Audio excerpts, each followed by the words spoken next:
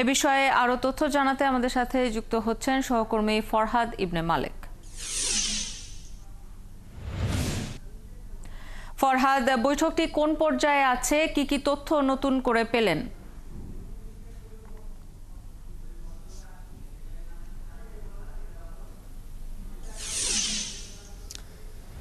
শাওন, সকাল 10টায় বৈঠকটি শুরু হয়েছে। ঐকমত্য কমিশনে 12 দলীয় জোটের পক্ষ থেকে 11 জন এসেছেন এবং মোস্তফা জামাল হায়দারের নেতৃত্বে তিনি 12 দলীয় জোটের প্রধান, এবং ঐকমত্য কমিশনের নেতৃত্ব দিয়েছেন সহসভাপতি আলী রিয়াজ।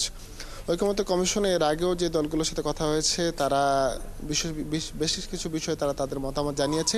ঐকমত্য কমিশন 27শে মার্চ তারা মতামত জানিয়েছিল 5টি সংস্কার প্রস্তাবের 5টি সংস্কার কমিশন 166টি সংস্কার প্রস্তাবের বিপরীতে তারা 110টিতে তারা একমত পোষণ করলেও 48টিতে একটা বড় অংশ 48টিতে তারা দ্বিমত পোষণ করেছে, 10টিতে তারা মতামত দিয়েছে।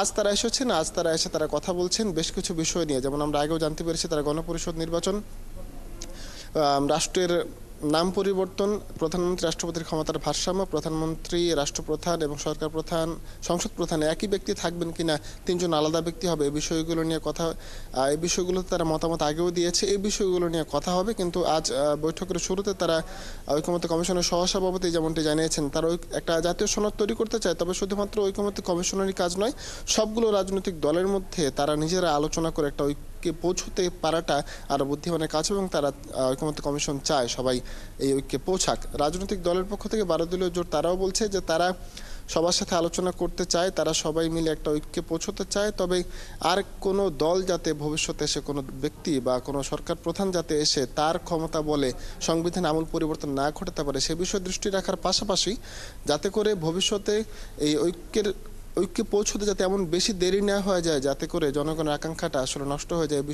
এ বিষয়ে সজাগ থাকার জন্য এবং গুরুত্ব দেওয়ার জন্য অনুরোধ জানিয়েছে ঐকমত্য কমিশনের কাছে। ঐকমত্য কমিশন 15ই মের মধ্যে প্রথম ধাপের আলোচনা শেষ করতে চায়, দ্বিতীয় ধাপের আলোচনা পরবর্তীতে শুরু হবে এবং তারা 6 মাসের মধ্যেই একটা সনদে পৌঁছতে চায় বলে জানতে পেরেছি আমরা। দুপুরের পর আলোচনা শেষ হবে। আলোচনা শেষে কি জানা যায়, কি হলো মূল আলোচনা, সে বিষয়ে আমরা জানতে পারবো। তো শাওন, এখন পর্যন্ত 12 দলীয় জোটের সাথে ঐকমত্য কমিশনের আলোচনা নিয়েই ছিল আমার কাছে সর্বশেষ খবর রাখতে থাকুন, প্রয়োজনে ফিরবো আবারও আপনার কাছে।